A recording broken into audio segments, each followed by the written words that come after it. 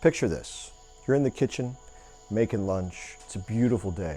You've got some music playing in the background, your spouse is at the store, baby's sleeping in the bed, and then suddenly you look out the window and there's something floating in the pool. It looks like an animal. But it's not an animal. 2 to 3 children in the United States under the age of 14 drowned every single day. Most are under the age of 4. This video is kind of a PSA for parents because drowning is the #1 cause of death for children under the age of 4 in the United States, according to the CDC. You see, I'm not just a participant in the world as far as statistics goes. I have actually known 4 children who have drowned in my life. 3 of them never came back, and one of them, his life was forever changed. I mean, he's in his 40s now, and he still lives at home. And he's a wonderful man, and I love him. I grew up with him. He was a friend of mine, and his life will never be the same. But the other 3, they don't even get to have one. I mean, it's a crazy statistic. 830 children a year in the United States, on average, die under the age of 14 from drowning. This is something that we can stop. We can teach them to swim. We can be more careful with our waterways and our pools and our bathtubs because it only takes a 1/2 inch of water for a baby to drown. That means you leave the baby in the bathtub and you go answer the phone real quick and you give it just 2 minutes too long and it's already too late. It's time for CPR and hopefully no permanent damage.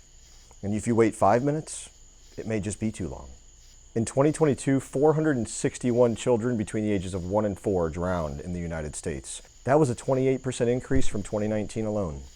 And 88% of those drownings happen with an adult nearby. Think about that. An adult nearby. That means mom, dad, Uncle Bill, Aunt Carol, or the neighbor are just right around the corner. They're just inside the house. They're just in the other room.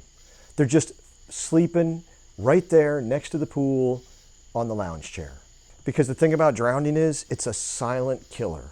Everybody thinks that there's all this thrashing and noise and screaming and gasping and like you're gonna get some type of alarm when it happens, but you don't. When a child falls in the water or when someone falls in the water that can't swim, they just go down. And unless you can hear bubbles from inside your house or you can hear bubbles from 30 feet away, you're not gonna hear them drowned. That's not the way that it works.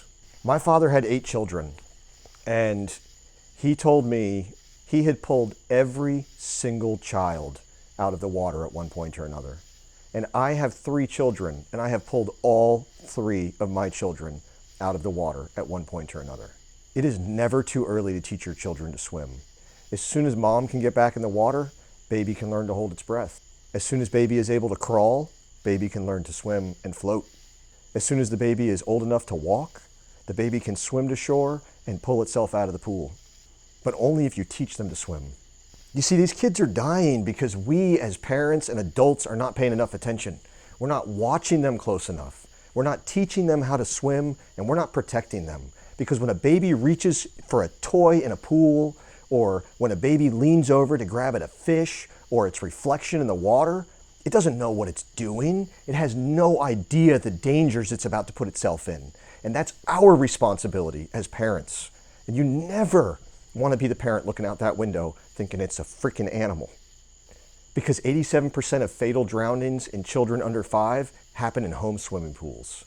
A baby can drown in a bucket of water, a bathtub, a toilet, a little kiddie pool, a little kiddie pond, a little fish pond, a fish tank. You name it, it can happen. If it's got more than a 1/2 inch of water, and even at a 1/2 inch of water, it's enough for a baby to drown because they can't even pick their body up out of the water. Babies drowned in baby seats in bathtubs because they roll out of it and fall into the water. So how do we fix this problem? We teach the kids to swim. I was in the water when I was less than 6 months old. Now that was back in the 80s, so things are a little different now. They don't like to put babies in the water until about 6 months. Did you know that formal swimming lessons are said to be associated with an 88% decreased risk for children ages 1 to 4? That means you get them swimming lessons, they are 88% less likely to drown. Infant swimming resource programs accept babies now as young as 6 months old. So as soon as your baby's old enough to pick its body up, just about, it can go and learn how to start swimming. And at first they just teach a baby how to hold its breath, then they teach a baby how to float, then they teach it how to move its way to the side, and then they teach it how to pull itself out. It's imperative to teach children how to swim. These aren't just a recreational class, it's survival training for your child. Don't let the difference between taking your kid to the pool and teaching it how to swim and not doing it be what causes you to become a parent of a deceased child. I know this video is harsh. We're trying to save kids' lives. That foundation swimming class that I took when I was a baby and the ones subsequently that I took after that, and my parents taking me to the pool and to the beach and making me swim more and more and more as I was growing up, it saved my life so many times in Florida. I wound up in rip currents and rip tide. I wound up in currents inside of the intercoastal. I fell into pools. I fell into canals. I fell into lakes and ponds.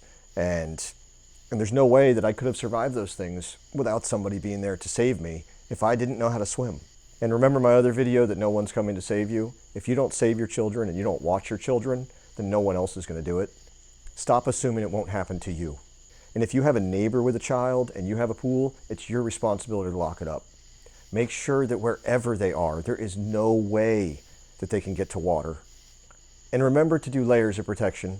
One fence is not enough. You need as many locked fences and gates between a child and water as you can possibly get.